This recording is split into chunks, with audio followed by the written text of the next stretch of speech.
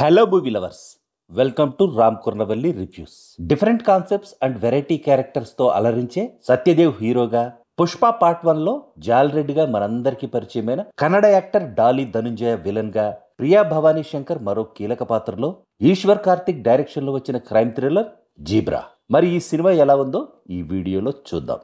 కథేమిటంటే, సూర్య హైదరాబాద్ లో bank of trust అనే ఒక బ్యాంకులో ఉద్యోగి. ఇంకొక బ్యాంకులో పనిచేసే స్వాతితో ప్రేమలో ఉంటాడు.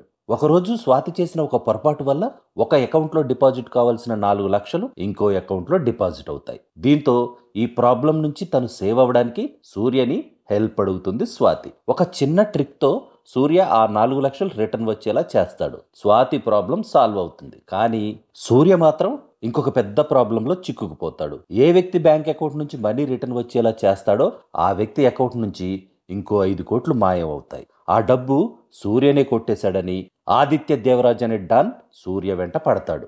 4 రోజులు టైం ఇచ్చి ఆ టైంలోపు డబ్బు రిటర్న్ ఇవ్వాలని, లేకుంటే చంపేస్తానని బెదిరిస్తాడు. మరి సూర్య ఆ డబ్బులు రిటర్న్ చేయగలిగాడా? ఆ ప్రాసెస్లో సూర్య ఏమేం చేశాడు అనేదే మిగతా కథ.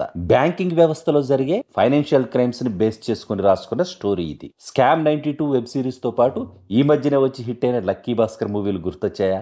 అవి కూడా ఆల్మోస్ట్ ఇలాంటి కాన్సెప్ట్స్ తో వచ్చినవే కదా. అందుకే ఈ కథ వినగానే అవి గుర్తొచ్చుంటాయి. సూర్యగా సత్యదేవ్ డిఫరెంట్ ఎమోషన్స్ తో కూడిన perfect acting, gangster Aditya Devaraj గా డాలీ ధనుంజయ స్టైలిష్ లుక్ తో పాటు తన క్యారెక్టర్ కి ఇచ్చిన ఎలివేషన్స్, ఫస్ట్ హాఫ్ లోని కొన్ని ట్విస్టులు, హీరోయిన్ స్వాతి పాత్రలో నటించిన ప్రియా భవానీ శంకర్ తన క్యారెక్టర్ కి పర్ఫెక్ట్ గా సూట్ అవడం ఈ సినిమాకి ప్లస్ పాయింట్స్.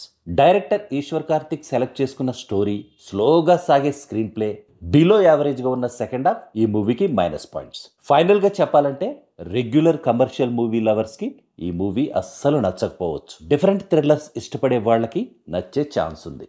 ఓటీటీలో వచ్చే వరకు వెయిట్ చేయడం బెటర్ ఏమో అని నా feeling. That's all in this video friends. మళ్ళీ నెక్స్ట్ వీడియోలో కలుసుకుందాం. Thank you for watching.